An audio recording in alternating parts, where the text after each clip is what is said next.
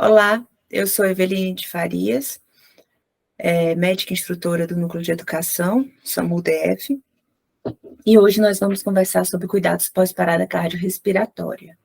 Essa aula, ela faz parte do curso para internos e residentes da Secretaria de Saúde do Distrito Federal. Sobre a abordagem dos cuidados pós-parada cardíaca, é importante que sejam abordadas as seguintes etapas: a estabilização cardiopulmonar inicial e a prevenção de nova parada, a identificação e o tratamento das causas reversíveis da parada cardíaca, e é importante também a garantia da perfusão dos órgãos vitais, para minimizar a lesão nos órgãos-alvos. Esse tema é um tema de suma importância, tanto é que o guideline da American Heart Association inclui como elemento associado a alta probabilidade de sobrevivência. O último item lá inclui como cuidados organizados pós-parada cardiorrespiratória. Além disso, a abordagem dos cuidados pós-parada cardiorrespiratória, eles fazem parte das cadeias de sobrevivência da American Heart Association, tanto para a parada cardiorrespiratória no intra-hospitalar, quanto para a parada cardiorrespiratória no extra-hospitalar, fazendo parte aí do 5º elo da corrente de sobrevivência, cadeia de sobrevivência. A American Heart Association traz para a gente também que, independente da causa da parada cardiorrespiratória, a hipoxemia e a lesão isquêmica que ocorrem antes do retorno da circulação espontânea, elas podem causar uma série de comorbidades, como disfunção miocárdica, lesão cerebral, resposta de reperfusão sistêmica à isquemia e também persistência da causa da parada cardíaca. Então, a gente já passou pelas outras etapas da reanimação, conforme o ACLS, e como que a gente vai suspeitar do retorno dessa circulação espontânea? Quando o paciente está com o DEA instalado e o DEA não identificar o choque, deveremos verificar o seu pulso, observar se o paciente apresenta algum movimento voluntário.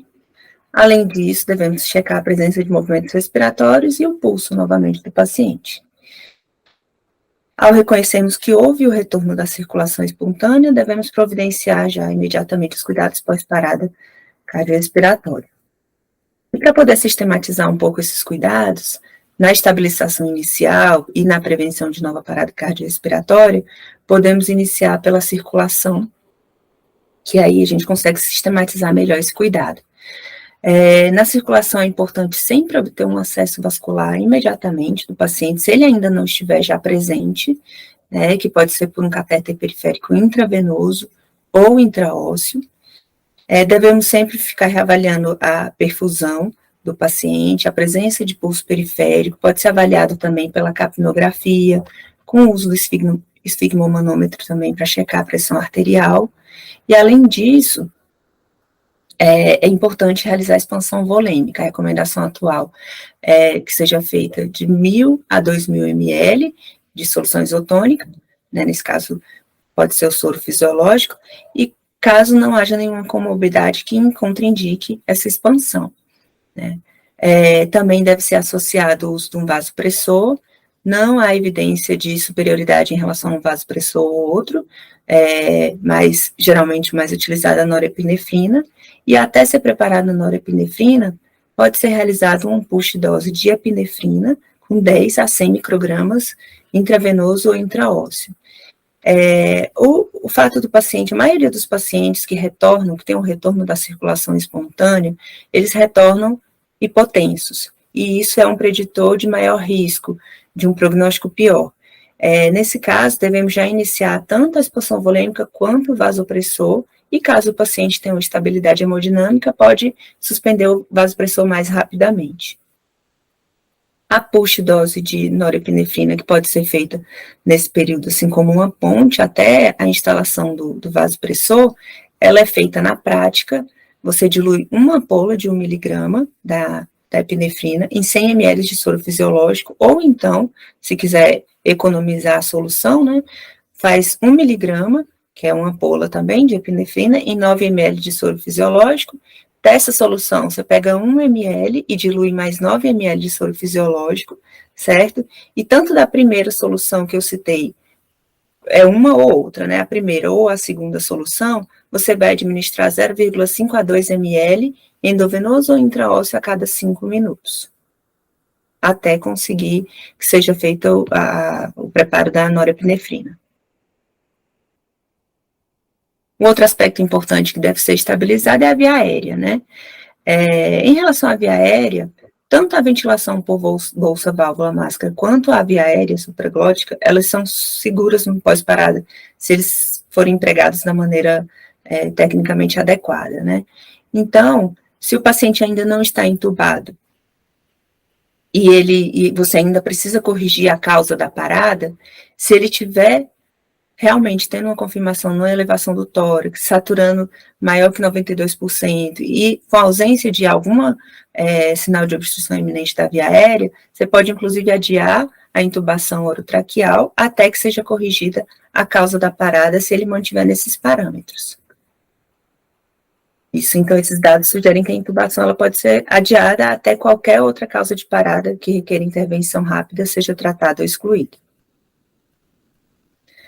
A intubação orotraqueal, ela é recomendada por sequência rápida nas falhas de dispositivos supraglóticos, ou caso o paciente já necessite de imediato. Em relação à dose dos agentes indutores da sedação na sequência rápida, é discutível, porque a maioria dos pacientes tem um retorno da circulação espontânea e retornam ainda comatosos. Então, uma sugestão feita pelo UpToDate é a redução da dose em relação à dose dos pacientes responsivos. Um exemplo é o etomidato. Se for usar o etomidato, usar 0,15 mg quilo em vez de 0,3 mg quilo. Concomitante a essa estabilização cardiopulmonar, nós devemos fazer a identificação e o tratamento das causas reversíveis, né? E como que a gente vai identificar essas causas?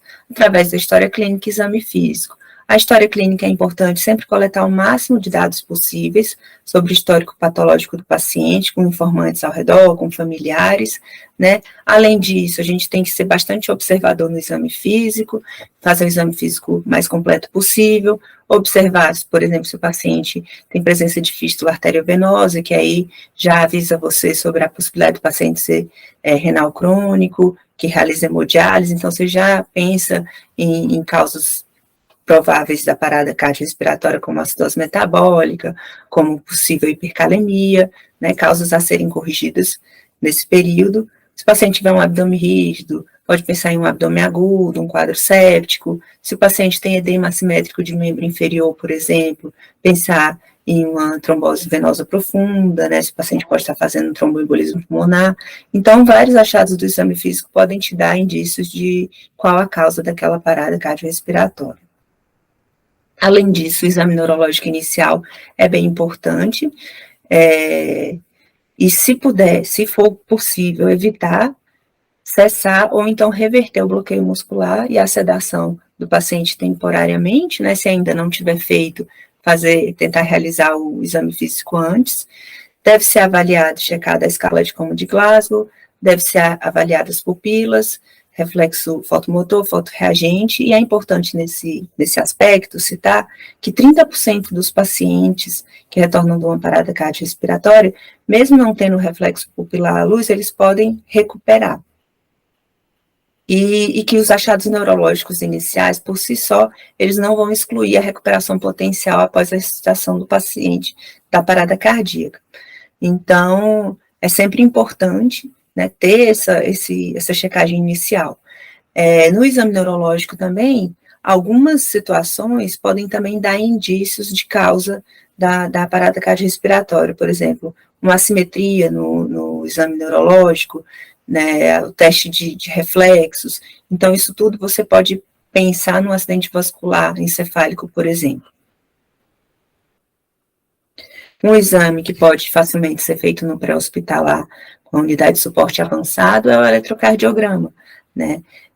Que aí você vai identificar a presença de um infarto agudo miocárdico, se o paciente sugerir alguma cardiomiopatia e até arritmias. Em relação às alterações isquêmicas, incluindo a elevação de supra-ST na reanimação, no retorno da circulação espontânea imediata, ela não é altamente sensível específico para a síndrome coronariana aguda, então a gente tem que ficar atento em relação a esses casos, né? Na dúvida, sempre encaminhar o paciente para um local com suporte cardiológico, para que não haja atraso no tratamento. Porém, se o eletrocardiograma for positivo para infarto agudo do miocárdio, nos primeiros 7 minutos do retorno da circulação espontânea, isso ainda pode ser em decorrência da isquemia miocárdica transitória, que houve pela parada cardíaca, por conta da hipoperfusão, ou então pelo uso das altas doses de epinefrina na reanimação. Então, nesse caso, recomendado repetir o eletrocardiograma em 10 minutos após o primeiro, mas contanto que isso não atrase a estabilização e o transporte do paciente. Em relação a condições respiratórias, quanto à estabilização contínua e prevenção da lesão cerebral, né? É importante que a gente garanta uma via aérea permeável e funcional para o paciente. Além disso, com o uso da capnografia, tentar manter entre 35 e 45, se tiver a possibilidade da avaliação pela gasometria, manter uma PaCO2 entre 40 e 50, né? Isso aí mais no intra-hospitalar, que no pré-hospitalar não dispomos da gasometria. Por que isso? A gente tende a ser um pouco mais permissivo com esses valores, porque já foi visto na literatura que a hiperventilação e a hipocapnia, elas levam a vasoconstrição cerebral, que piora a lesão pós-parada. Então, por isso, essa permissividade um pouco maior na hipercapnia, uma hipercapnia controlada terapêutica. Importante também manter a saturação maior do que 94%, mas a gente deve se atentar a menor FO2 possível, para manter essa saturação maior do que 94%. Em relação a considerações hemodinâmicas, devemos manter a PAM maior do que 65 miligramas de mercúrio, preferencialmente entre 80 e 100, e isso com o intuito de otimizar a perfusão cerebral. E para isso a gente pode usar a ressuscitação com fluidos, né, como eu já citei. Aí pode usar cristalóide isotônico, ringue lactato para manter a pré-carga, e devemos ficar atentos também à acidose metabólica hiperclorêmica que pode ser provocada, né, mas cuidar em relação a isso, principalmente no intra-hospitalar, quando a gente tem acesso à gasometria. Devemos também, se for necessário, utilizar vasopressores inotrópicos, né, como eu já havia citado, não há superioridade entre eles, porém tem algumas indicações. A norepinefrina e a epinefrina, elas são feitas nessas doses, todas essas doses aí citadas. A dobutamina também, 2 a 10 microgramas quilo minuto, ou milrinone. Atentar nesse caso do último tópico para o risco da vasodilatação. E, além disso, a dopamina, tem um outro vasopressor que é a dopamina, que ele já está mais associado ao risco de arritmias, por isso a gente tende a utilizar mais a norepinefrina. Um outro aspecto importante na estabilização contínua e prevenção de lesão cerebral é o manejo da temperatura. Ele é feito para prevenir lesões neurológicas em pacientes em coma, certo? E aí o indicado é manter uma hipotermia leve, entre 33 a 36 graus. E manter essa hipotermia leve por pelo menos 72 horas.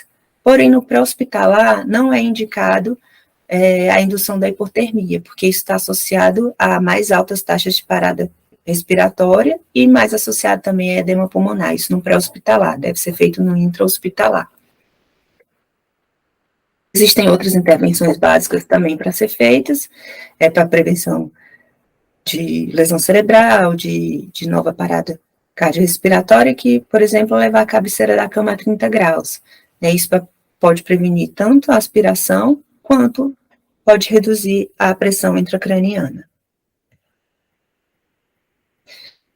Nas diretrizes de 2020 da American Heart Association, contém dados clínicos significativamente novos sobre o atendimento ideal nos dias seguintes da PCR e fala sobre tratar a hipotensão, titular oxigênio para evitar hipóxia e hiperóxia, detecção e tratamento de convulsões de controle direcionado à temperatura, e todos esses aspectos eles foram reafirmados com novas evidências.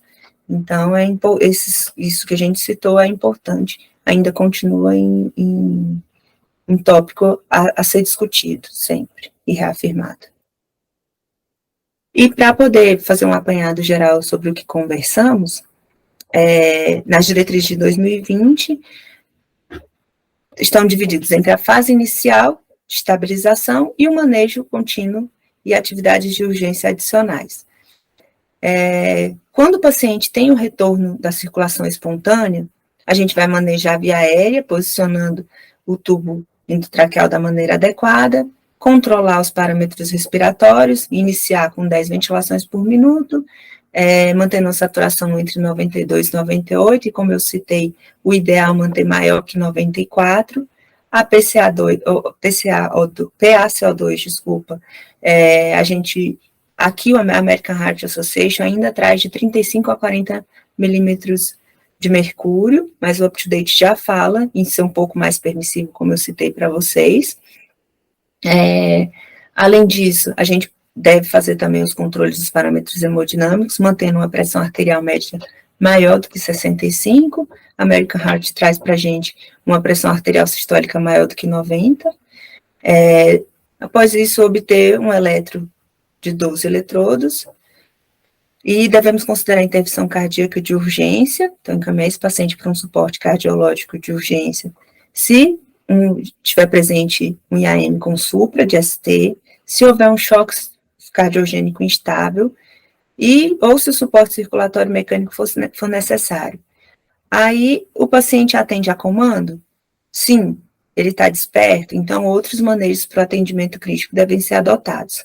O paciente não atende a comandos, o paciente se mantém comatoso, então é importante ter o controle direcionado da temperatura, aí já no intra-hospitalar realizar um ATC cerebral, monitoramento com eletroencefalograma e outros manejos também para atendimento crítico. E sempre avaliar e tratar rapidamente as etiologias reversíveis e, se for necessário, consultar um especialista para o manuseio continuado desses casos.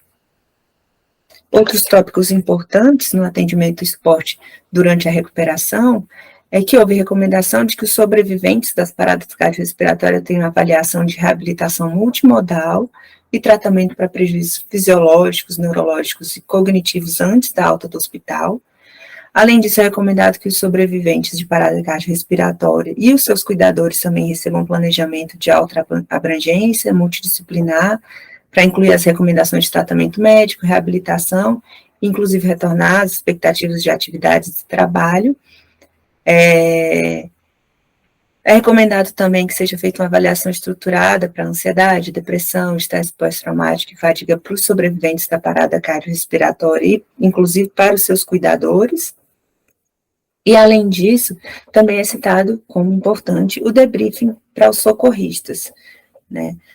O debriefing e encaminhamento para acompanhamento, para suporte emocional a socorristas leigos, profissionais do serviço médico de emergência e trabalhadores da saúde do hospital, depois de um evento de parada cardiorrespiratória, pode ser benéfico.